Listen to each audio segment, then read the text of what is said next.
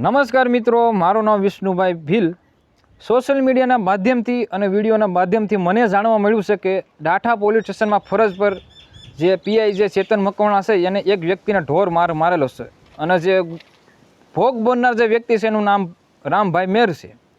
એ વ્યક્તિને એટલો મારેલો છે કે હાલમાં એ વ્યક્તિ ભાવનગર સલ્ટી હોસ્પિટલમાં દાખલ છે। હવે આ ચેતન કુમાર જે પીએસઆઈ સાહેબ છે એની કામગીરી કેવી છે એ વિશે પણ થોડીક મારે ચર્ચા કરવી છે। આ એના જે ભોગ બનનાર જે વ્યક્તિ છે રામભાઈ મેર, એના પરિવારે આરોપ નાખ્યા છે કે આ વ્યક્તિએ પોલીસ સ્ટેશનમાં લોકઅપમાં પૂરી અને આ વ્યક્તિને મારેલો છે।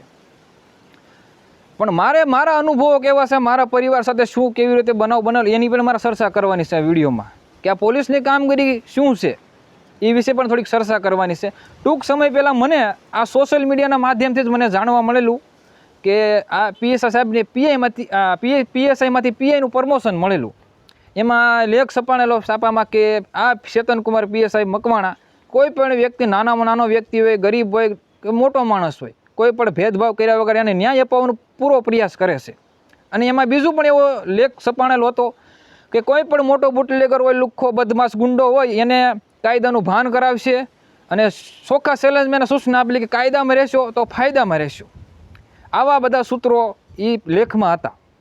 તો હવે આ સોશિયલ મીડિયામાં આપણે જોઈએ છીએ પેપરમાં છપાય છે, જે વાંચ્યું છે એ સાચું છે કે પછી આ જે ભોગ બનનાર વ્યક્તિ જે પરિવાર છે એના જે આરોપ મૂક્યા છે એ સાચું છે?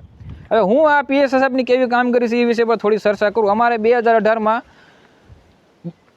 બનાવ બનેલો, મારા પરિવાર ઉપર ખોટો આરોપ નાખેલો એ બાબતમાં મારા બાપુજી ઉપર, મારા બાપુજી સામા પક્ષના જે વ્યક્તિ હોય એના પર એફઆઈઆર કરવા ગયેલા। તો હવે એફઆઈઆર કરવા ગયેલા ત્યારે આ પીએસઆઈ ચેતન મકવાણા સાહેબે એને ન બોલવાના બોલેલા ત્યારે મારા બાપુજી એનું રેકોર્ડિંગ કરેલું, કેવી રીતે એને ગંદી ગાળું આપેલી, મા બેન ઉપર ગાળું આપેલી, અંદર કરી દે, લોકઅપમાં પૂરી દેવી, મારવાની ધમકી આપેલી અને ખોટા ગુના કબૂલ કરવાનો પણ આ પીએસઆઈ સાહેબે એના પર દબાણ કરેલું, પ્રયાસ કરેલો।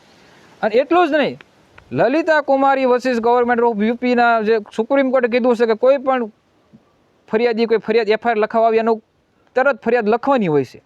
પણ આ પીએસઆઈ સાહેબે એફઆઈઆર મારા બાપુજીને લખેલી 6 મહિના સુધી ધોળા કરેલા, પછી ડાઠા પોલીસ સ્ટેશનમાં એફઆઈઆર લખાણેલી। એટલે આ ટાઈપની આ પોલીસની બધી કામગીરી છે।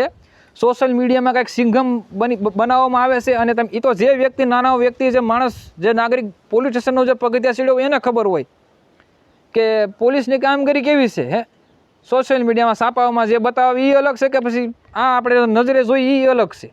એટલે આ પ્રકારનું છે। અને બીજું મારે એ કહેવાનું છે કે મારા બાપુજીને એ પીએસઆઈ ચેતન કુમાર મકવાણાએ એ સૂચના આપેલી ને ન કહેવાના બોલ કીધેલા કે અંદર ઘાલી દે, તમારા કાળા કામ હોય તો જ તમારા વિરુદ્ધ આવું બધી કામગીરી થતી હોય છે।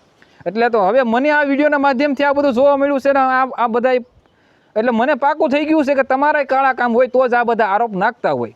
એટલે તમે જે સોશિયલ મીડિયામાં કહો છો લુખ્ખા બદમાશો કે કાયદામાં રહેશો ફાયદામાં રહેશો, તો મારે પણ તમને જણાવવું છે કે તમે કાયદાના રક્ષક છો, તમે કાયદો તોડશો તો તમારા વિરુદ્ધ પણ કાર્યવાહી થશે। એટલે મારું તમને કહેવાનું છે, સૂચના છે કે તમે કાયદામાં રહેશો તો તમે ફાયદામાં રહેશો, એ મારી તમને સૂચના છે અને સલાહ છે।